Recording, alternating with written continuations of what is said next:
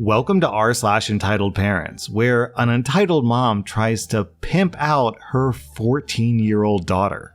Our next Reddit post is from Scaredycat. I'm a 45-year-old woman and my mother is 71, and we have a difficult relationship. My mother was an old-school traditional wife. She was a homemaker, never did any work outside the house, had far more kids than what I think is healthy. 7 girls and 6 boys. She's originally from Guatemala and came to the US when she was 14. She married my father here, had her family here, and tried to make sure myself and my siblings had old-school values, something she really failed at. Most of my siblings are as far from my mother as humanly possible. 2 of them sadly passed away. I'm the only one that stayed near to take care of my parents, and since Dad died, I've taken on my mother's bills so that she can live more easily. She's always been a dramatic headache, especially when it came to my marriage. She babied my husband and always took his side. I only wanted 1 kid, but my husband wanted as many as biologically possible. He told me he also only wanted 1 when we originally talked about marriage. My mother helped him mess with my birth control, so I got pregnant with my youngest. I don't regret my youngest daughter, but after she was born, I secretly had my tubes tied. My mother always berated me for being faulty since I only had 2 children. That's not even counting how she berated me for marrying at an older age. I married at 22. She married at 16. My husband was 49 when he died in a car crash recently. We shared 2 daughters, who are now 14 and 16. He was also having an affair with a girl since 2020.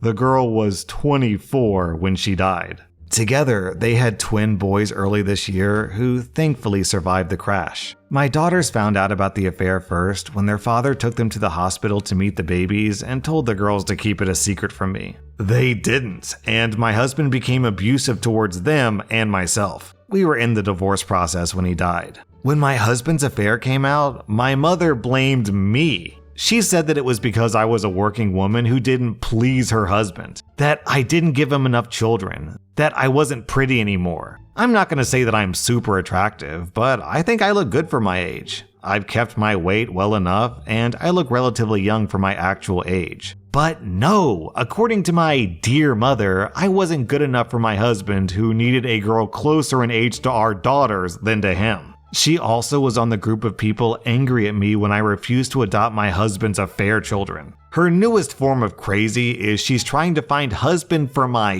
daughters. What? Mainly focused on my eldest. This crazy plan started this week when my eldest came out to us. I had an idea that she was gay, and I'm happy she felt comfortable enough in this massive mess that we're in to still tell me and her sister. My daughter also decided to tell my mother about it.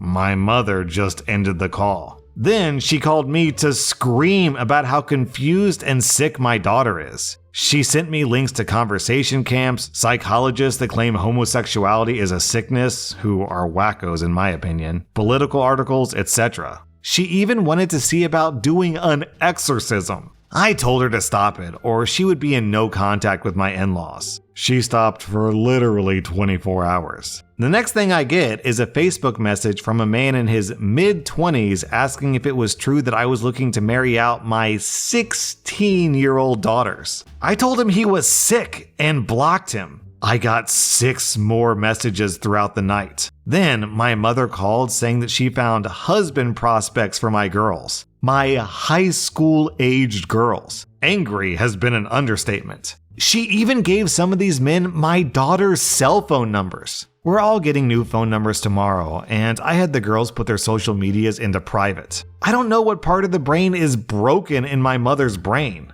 I had the girls block their grandmother and everything, and I'm stopping payments to anything that my mother needs. I know I need to call the cops. I just never thought that I would need to call the cops on my own mother. It's been only 2 weeks since I cut my in-laws. I'm just exhausted.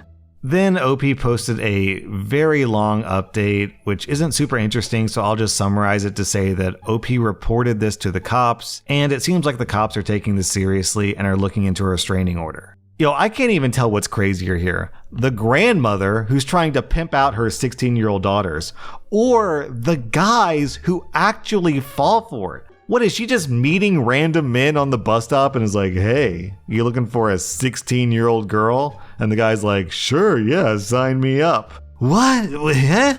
Our next Reddit post is from Jabmaro. My very old dog was outside in our yard foaming at the mouth, gasping for air, and it was coming out the other end. This was right after he had incontinence in the house. I was crashing out because the vet said that he could die any day, so I'm thinking this is the end. I'm in my yard figuring out what to do, and I see in my peripheral vision some kid running up on us on my yard. This is not one of the neighborhood kids. He's from a party up the street. His mom said, "Hope it's okay if they play. My son is due for a doggy playdate." I physically put myself in between the child and my dog, and the child effing punched me in the stomach. It took everything in me not to physically retaliate to a child. Sorry, call me a bad person, I don't care. I respectfully restrained her child by the arm and marched him to his mom. She freaked out that I put your hands on my son. I ignored her because my dog was my only priority. Then the effing dad struts over to us and starts screaming in my face to never lay his hands on his kid again. His son just wanted to pet your dog. I was so overstimulated because the kid was screaming bloody murder, having a tantrum that he can't pet my dog. Meanwhile, my dog is having a tonic-clonic seizure, which is full shaking and unconscious. They suddenly got real quiet and finally backed off. I hear the mom tell her son, "The doggy isn't feeling well, we have to let him rest." Those parents are so effing lucky. I'm a healed person. I sat in my yard in the dark with my dog until my vet came to my house. My dog couldn't walk after everything that had just happened. He weighs nearly as much as I do, so I needed to help move him. My husband was away for work. That was on Wednesday, and we put my dog down on Friday. Thanks for reading this if you made it to the end. I just had to get this off my chest, since I can't seem to let it go. Even my 4-year-old daughter knows that you're supposed to ask for permission before petting a strange dog. So what's these parents' excuse? Our next Reddit post is from Jaymander. I am, unfortunately, the spawn of an entitled mother. And because of how my mom was, I decided to move out when I was 18. After a night out, I had just gotten back to a relative's house where I was staying for that week. I plugged in my dead phone. I turned it on, and it instantly blew up with texts and voicemails from my entitled mother. Each message got a little more hostile until she was threatening that she was going to call the cops to come get me. And she was going to kick me out of her house if I didn't answer her calls right that second.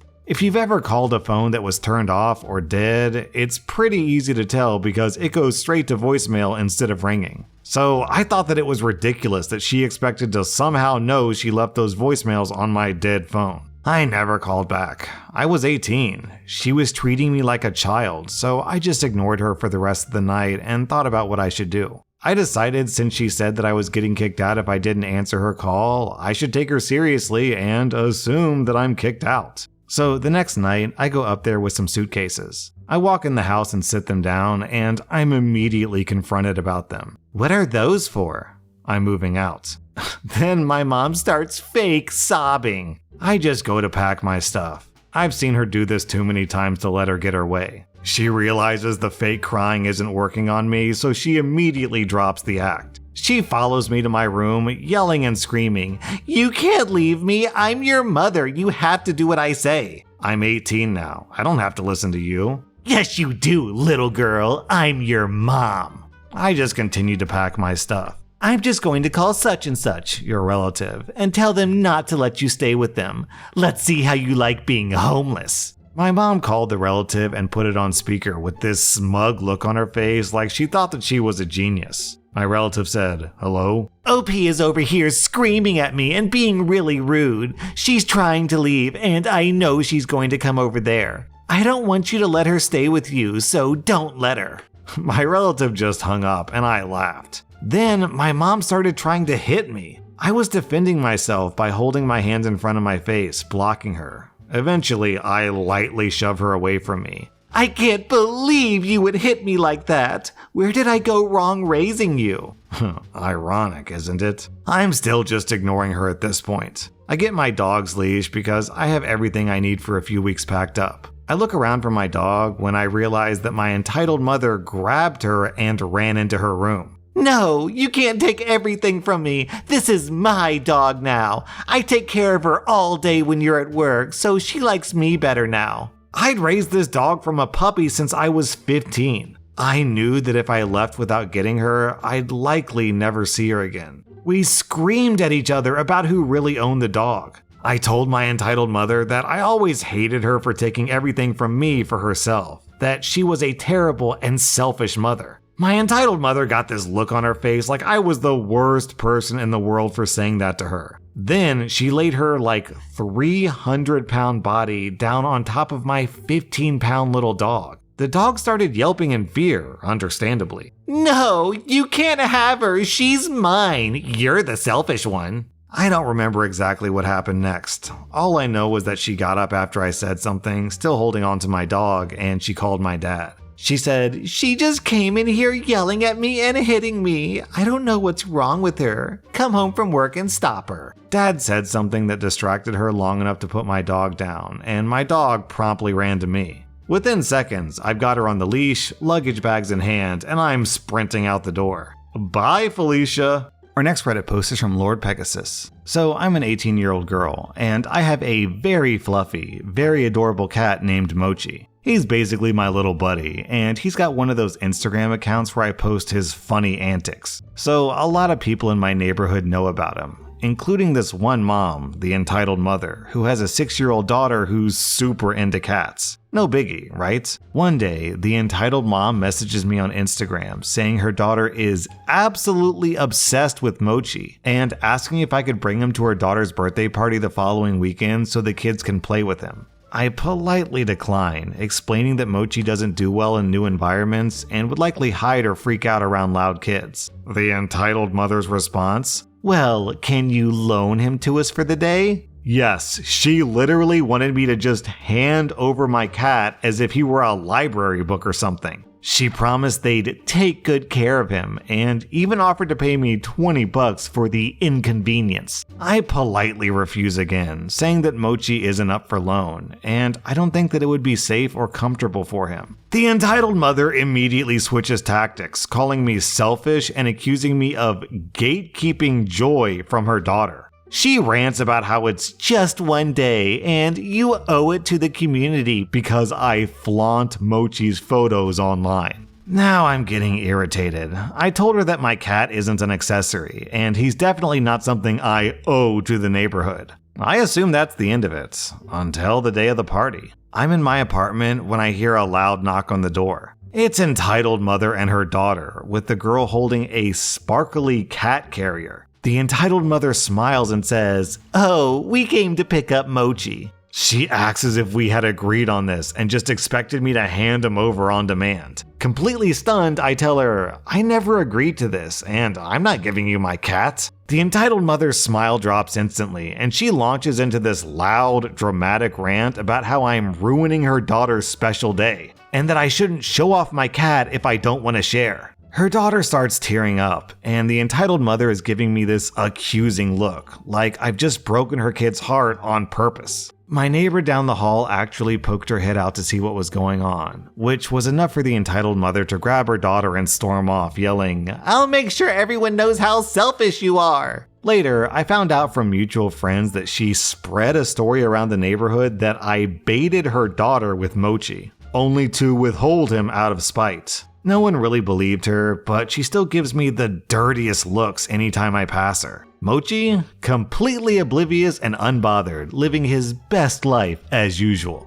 Our next Reddit post is from No Combination. This happened when I worked at a water park. The rules were very clear. Children under 12 cannot go into the pools or onto slides and rides without an adult. The exemption was the family water playground where there were no pools or big slides. This mom left her kids, a 10-year-old boy, a 5-year-old girl, and a 3-year-old girl, alone in the pool while lying on a chair in the shade about 200 meters away. The boy had a pool noodle while the younger two were floating with vests. One of my colleagues pointed out to the mom that she has to be with them, to which the mom replied that in her case she doesn't need to because they're wearing vests and can't drown, because she herself is recovering from surgery and cannot be in the water. My colleague insisted that she get her kids out of the pool. Less than 10 minutes later, the kids were again in the pool. This time I told her she has to get them out, otherwise they would have to leave. She started arguing again that her case is an exemption because of her surgery, and the kids are safe in the vests. I told her, no, they're not safe. The idea of vests is not to leave toddlers alone in the water and that they could still drown. She got upset and called her husband, during which me and my colleague got her kids out of the pool and called our supervisor. When her husband arrived at the scene, he yelled at me about what his wife was supposed to do since she just had abdominal surgery, and that it was absurd to force her into the water. I said, maybe right now a water park is not the right destination for his wife to spend time with their kids. Also, why didn't he come and swim with the kids? They played the ableism card and threatened to sue us. I have a friend who works at a local television station who informed me that family actually sent their case to be broadcast, which the TV station declined. The family also had their lawyer write to the park's manager, who in return just sent the terms of use, which were on display for the mom when she bought the ticket, where it clearly indicated that under no circumstances children under 12 can be alone in the water. The manager never heard back from them. The really sad thing about this story isn't so much the entitlement, it's that this mom cares so little about her kids that she's willing to risk them drowning just because she's lazy. That was r/Entitledparents, and if you like this content, check out my podcast where I publish the exact same episodes. Also, hit that subscribe button because I put out new Reddit videos every single day.